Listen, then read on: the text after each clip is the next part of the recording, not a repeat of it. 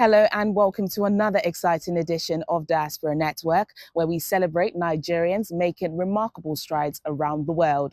I'm Teniola Uyitayo. On today's program, we turn our focus to pioneering minds in medicine and the Nigerians transforming healthcare both home and abroad. Our guest is Dr. Olufemi Ayeni, an orthopedic surgeon, professor, and the first person of African descent to serve as president of the Canadian Orthopaedic Association. He speaks to us about following in his father's footsteps, mentoring the next generation, and why giving back to Nigeria remains at the heart of his mission. But before that, here's a look at what's making headlines across the global Nigerian community. In a first for Nigeria and West Africa, egusi melon seeds from Oyo State have been launched to the International Space Station as part of a global agricultural research project. The seeds traveled alongside cotton from Egypt, pomegranate from Armenia, and wheat from Pakistan. Led by Nigerian space scientist Dr. Timidayo Oniosun, in collaboration with the Carmen Project and Jaguar Space, the mission explores how space conditions affect seed resilience, knowledge vital for food security, and climate adaptation. This marks the first Nigerian object ever sent to space and the first time a West African crop is involved in space-based agricultural research. The egusi seeds will be studied upon their return to Earth. Nigerian poet and spoken word artist Miriam Hassan has been appointed the first ever United Nations Global Advocate for Peace. Her poetry, performed on global stages from Rome to Kampala and at the UN headquarters in New York, reflects the resilience of women and youth on the front lines of conflict and the power of creative expression to inspire change. In her new role, she will serve as global advocate for the peace and security pillar, advancing the UN's efforts through storytelling, digital engagement, and public speaking. A native of Borno State, she works with youth networks, grassroots organizations, and international forums to promote inclusive peace building and amplify marginalized voices. Nigerian public health expert Professor Ibrahim Abubakar has been appointed Vice Provost for Health at University College London. He currently serves as Pro-Provost and Dean of the Faculty of Population Health Sciences. In his new role, he will lead the development and implementation of UCL's new university-wide health strategy. Professor Abubakar has previously served as a member of the WHO World Bank Global Preparedness Monitoring Board, chair of both the WHO's Global Clinical Trial Forum and a Strategic and Technical Advisory Group on Tuberculosis, and chair of Lancet Migration. And that's your Diaspora News Wrap from London. And now to our theme for the week. For years, Nigeria has grappled with medical tourism, with many citizens traveling abroad for specialized treatment. We highlight some Nigerians from the diaspora aiming to bridge that gap by offering world-class care locally. Nigeria is one of the biggest exporters of healthcare professionals, with thousands of Nigerian trained doctors working across the world. Driven by economic and systemic challenges, this migration has worsened brain drain and left the country with a shortage of healthcare workers. Yet, while many Nigerian doctors thrive abroad, a growing number are giving back, not always by returning home, but by investing, sharing expertise, and driving healthcare innovation in Nigeria. One such example is Dr. Julius Oni, an orthopedic surgeon with a celebrated 25-year career in the United States. After serving at Johns Hopkins Hospital, he returned to Nigeria in 2024 and launched Doc Medical Care with a goal of transforming musculoskeletal care in the country. We want to, also move back to Nigeria. We want to also serve in Nigeria. We want to also improve the quality of services that's been given in Nigeria based on our expertise. And so what just confirmed to me was that We are not alone. I'm not alone. I'm not the only one with the fire burning in his heart for Nigeria. There's so many of us. I mean, just think about it. It's estimated that there are just as many doctors of Nigerian origins practicing outside of Nigeria as within Nigeria. So definitely there's at least 10,000 doctors that were trained in Nigeria that are now practicing elsewhere, outside of Nigeria. But when you just think about second generation, third generation Nigerians in different places, people of Nigerian origins practicing in medicine all throughout the world, they number over 30,000 people. So a big part of solving some of our great healthcare challenges in this country has to involve those people. And it doesn't mean that they know way more than the folks on ground. They don't have to be paternalistic about their expertise. No, it's going to take those diasporan doctors and healthcare professionals working closely with the local doctors and healthcare professionals in collaboration, in togetherness. If those two groups can find ways to work together, which is what we're trying to do at Doc Medical Center, I think we can transform the healthcare landscape in Nigeria. Similarly, Dr. Femi Adewara, after 15 years with the UK's National Health Service, returned to launch Mobi Health International, a telehealth startup that connects diaspora and local doctors through secure electronic medical records and video consultations. Dr. Ola Brown qualified as a doctor in the UK at the age of 21. After her sister died in Nigeria due to lack of emergency care, she returned to launch Flying Doctors Nigeria, West Africa's first air ambulance service.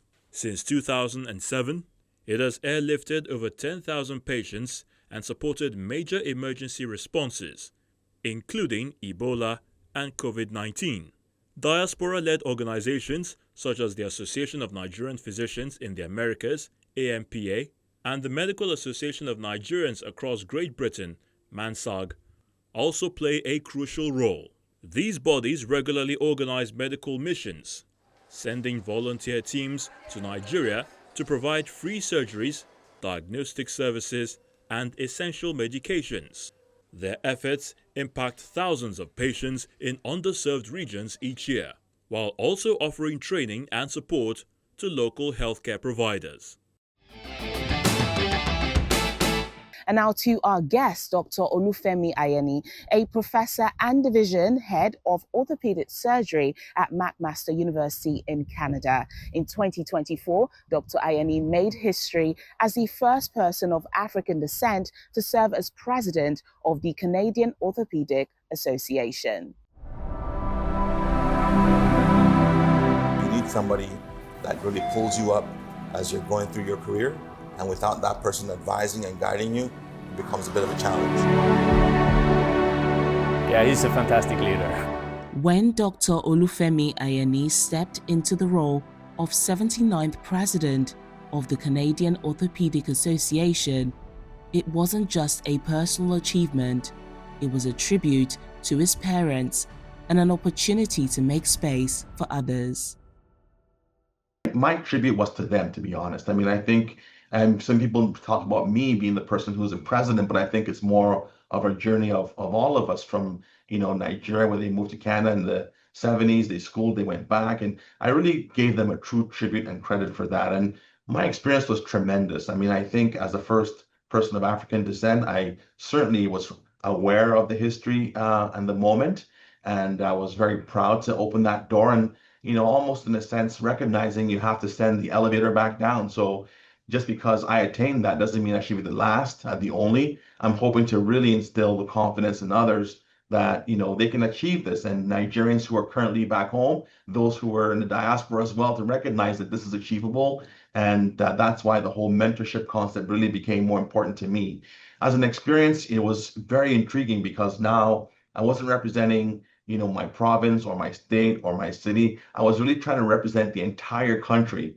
And Canada is a vast country with different jurisdictions, different problems. So I had to almost have a bird's eye view what was happening in the country, and then trying to represent over 2,000 colleagues to the government, to the media, to speak on the behalf of so many diverse interests was a great learning point for me. So I found it interesting. I found it challenging. I found it in a positive way, very, very good for my growth and development. But importantly, I learned, how to represent so many interests in the country and how to try and solve complex problems of access, of, development, of patient care, of so many things where you have, shortages, but you have to do the job to an excellent level. So many concepts I really, learned from and really understood the board training.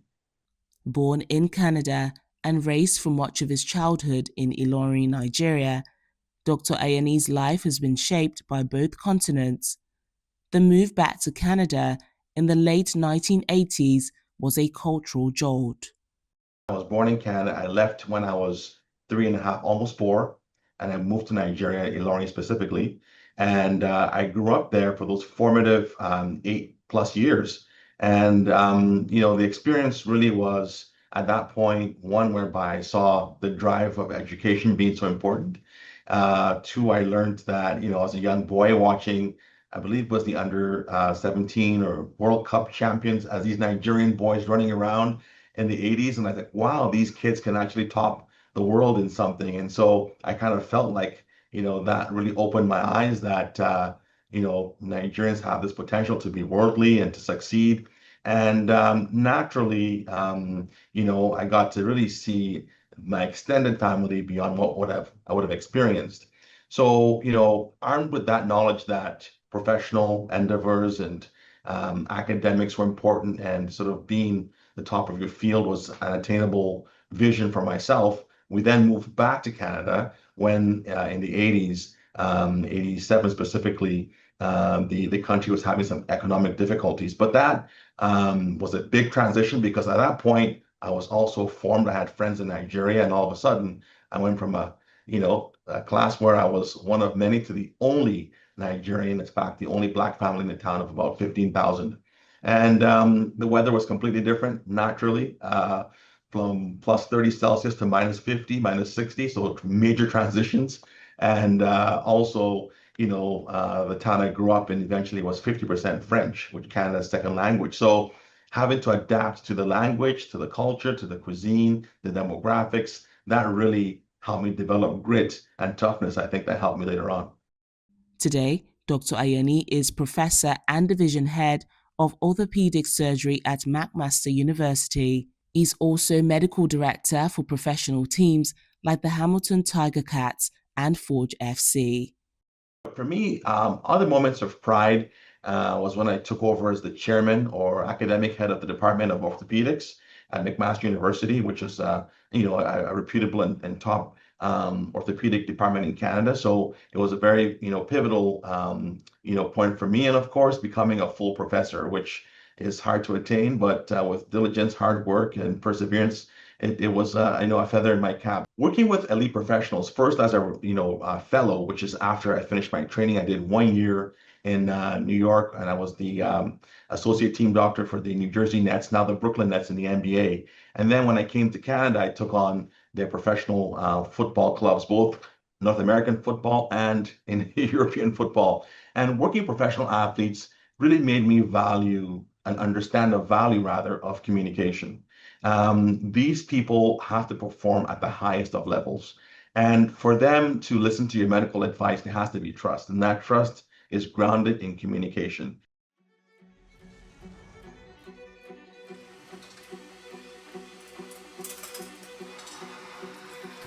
Part of my journey in becoming an orthopedic surgeon was working as a fellow at the Hospital for Special Surgery in New York, and I was privileged to be one of the team doctors for the New Jersey Nets, now they're the Brooklyn Nets, and I got to work with Vince Carter, who was appreciative of some of the work we did as the medical staff. He gave me a nice jersey. Same thing with Devin Harris, who at that time was an all-star with the team, and a lot of great memorabilia just from looking after athletes at the highest of levels. And when I look across here to this picture, this is me as a young team physician in 2009, and just all the footage of all the game coverage. And Yimeng was a great basketball player from China who had a good run, Yi Yan, and he played for a couple of years in the NBA as well, and we became friends as well as colleagues during my time there. And I'm very proud of this one in particular because this is my first book that I wrote as a leading editor, which is really how to diagnose and manage femoroacetabular impingement, which is a condition that affects the young adult's hip. So, taking that book from concept all the way to first chapters, to the proofing stages, to writing that book was really an honor, and working with these great co-editors was great, and to see my name in front of that textbook was really fantastic. So just illustrating the journey from the student who's learning how to look after professional athletes to becoming the professor who then writes a book, and then all of that in between was just part of the journey to becoming who I am today. Thanks for staying with us on the program. Now, more from our conversation with Dr. Olufemi Ayeni, including his advice to young professionals and his dreams of investing in Nigeria's future healthcare leaders. But before any accolades or titles, there was a teenager who wanted to do anything but follow in his father's footsteps. His initial dream was to become an archaeologist. My dad naturally was Femi Senior and I was Femi Junior. So there was always a question mark about would I follow and be as good as my dad, or you're a true son of your father. It's a Nigerian mindset, right?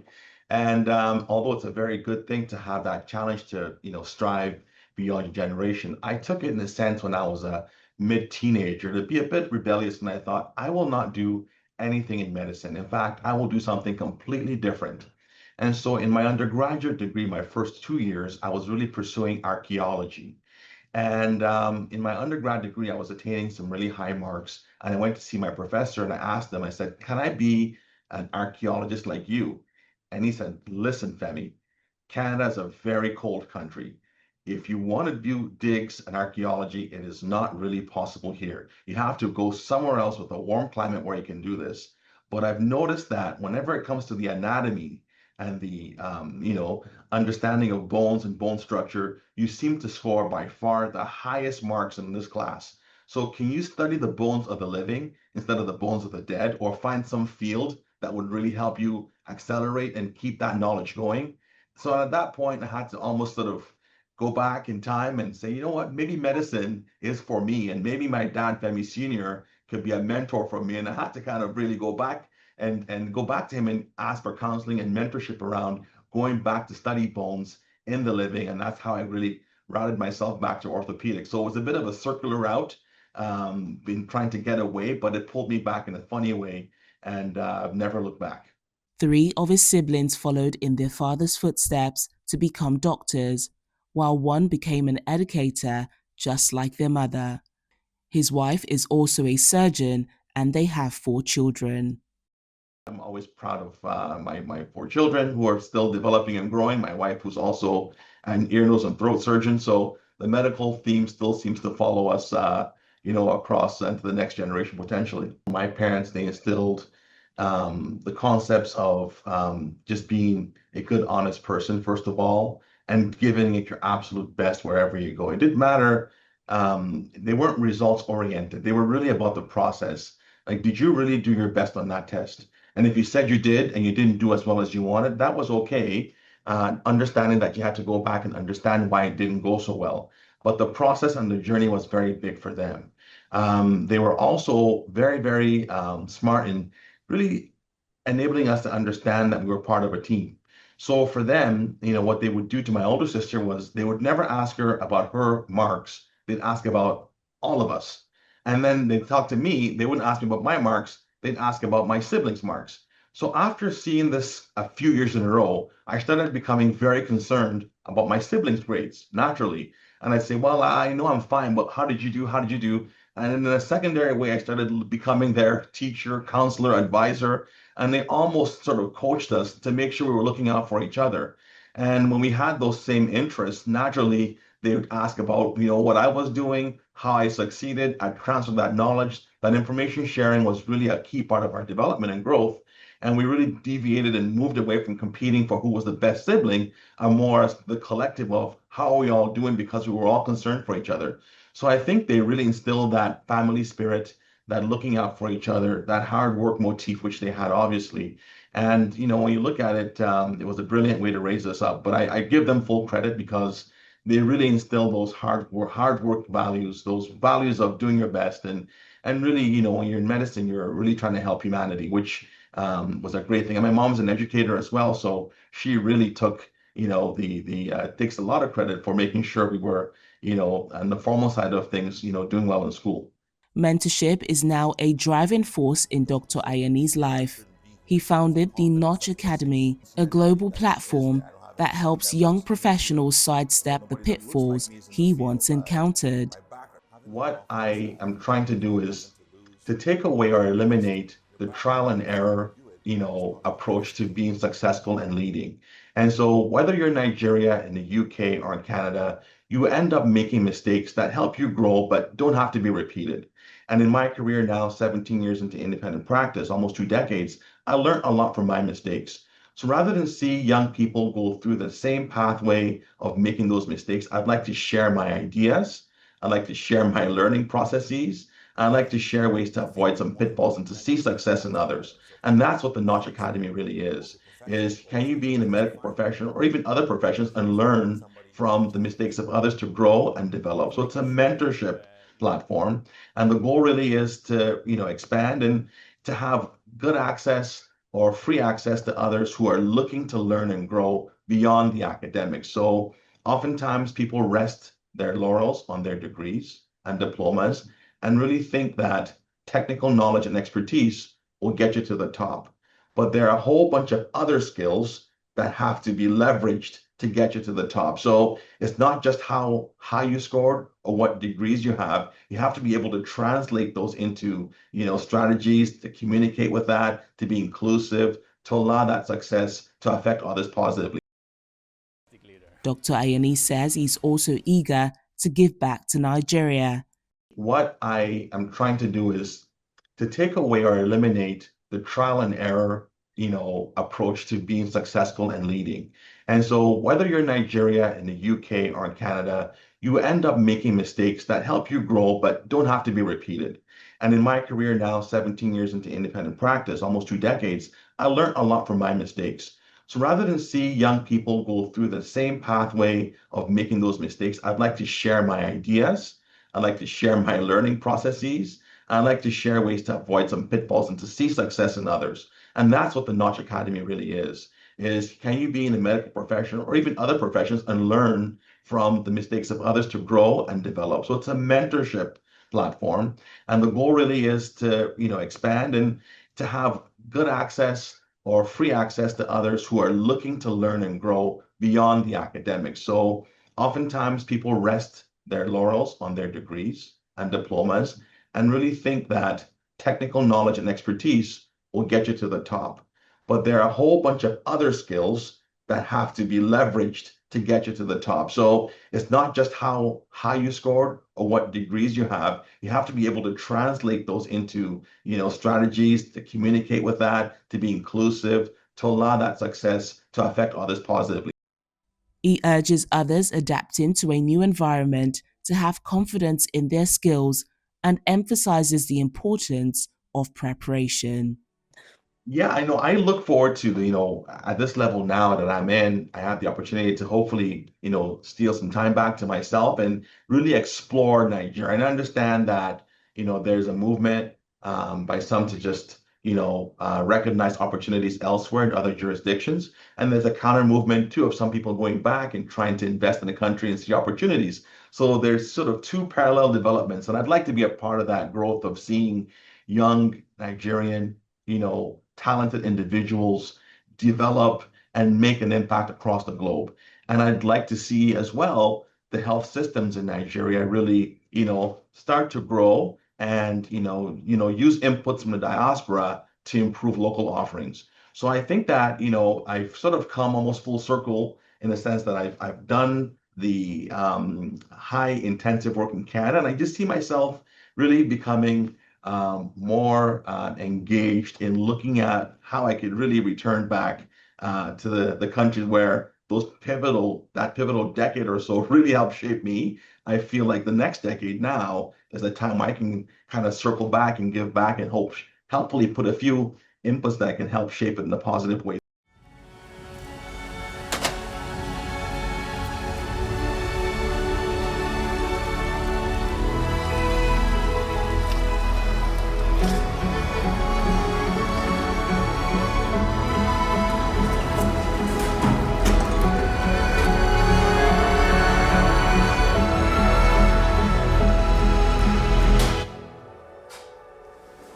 Beautiful.